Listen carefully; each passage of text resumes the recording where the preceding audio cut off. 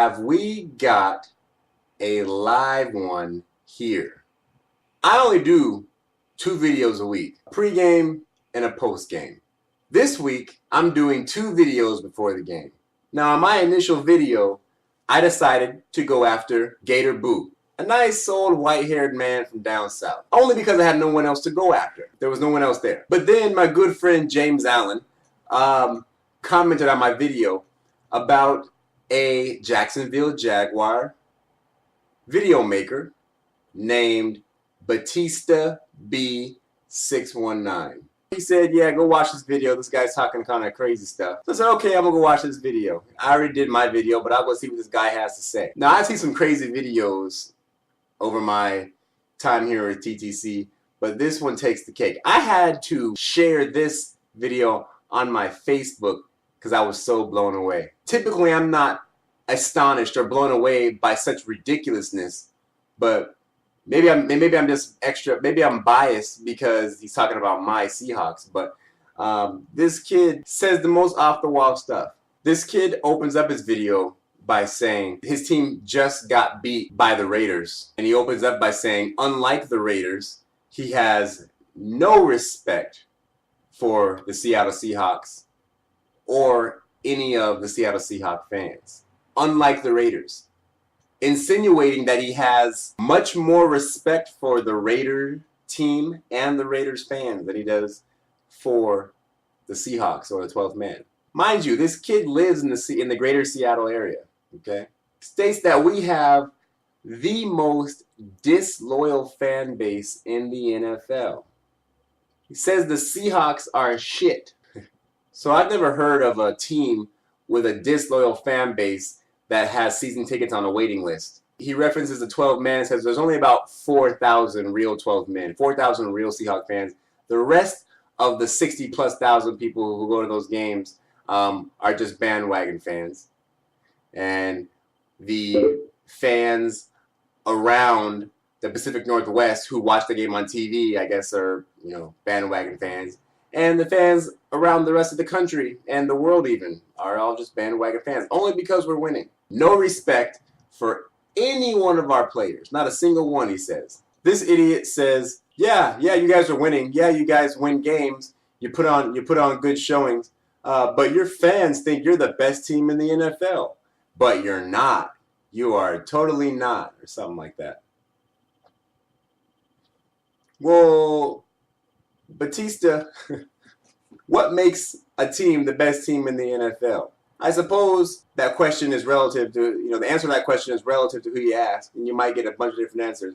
But I can assure you that any and everyone will agree with beating the best is the only way to become the best. Logic. Batista says he doesn't care who wants to debate about it. To me, that means he's open to debate. That if the game on Sunday night hadn't been delayed by lightning, pure and fucking simple, as he put it, San Francisco would have won that game. San Francisco lost because of the delay.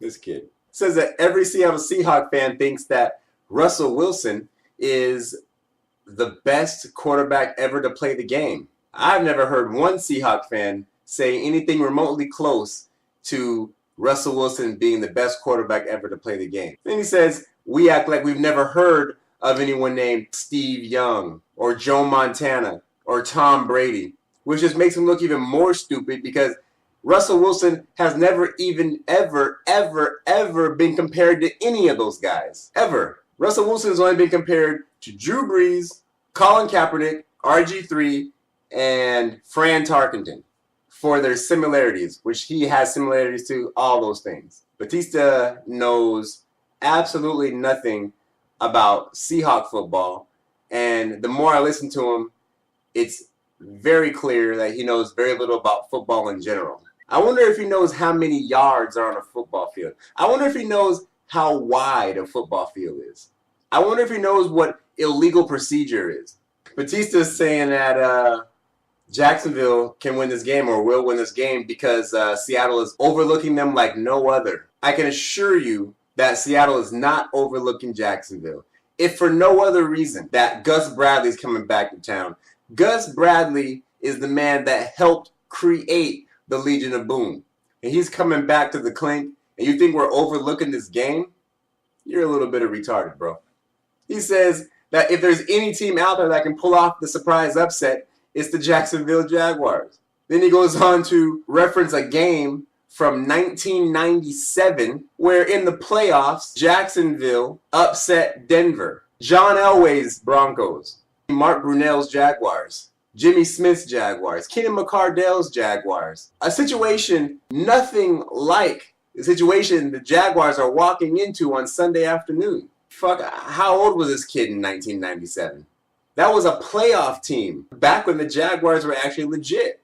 Good quarterback, good receiving core, decent defense. This Sunday is not two playoff caliber teams. This is not a game where the spread is 3 points or even 5 points or even 10 points. The spread is 20 points on this game. This game is slated to be a blowout. This is not the kind of game where an upset happens. Batista goes on to say, their keys to victory. Jacksonville's keys to victory are going to be their defense. He says if their defense can stop our offense, we don't have much. We don't have much for offense, according to Batista.